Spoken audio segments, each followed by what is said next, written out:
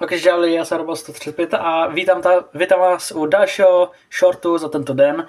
By the way, na konci tohohle dne, neboli v 1 ráno, možná ve 2, vyjde video. A toto je moje ohodnocení Sonika 3. Dneska jsme byli v kině, na filmu se třídou na to a bylo to dobrý.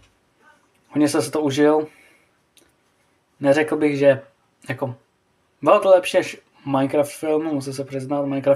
Film byl populární spíš tím, že se tam uchytil hlášky jako I Am Steve nebo Chicken Jockey. Jo. Ale na film Vyšehrad to stejně nemá.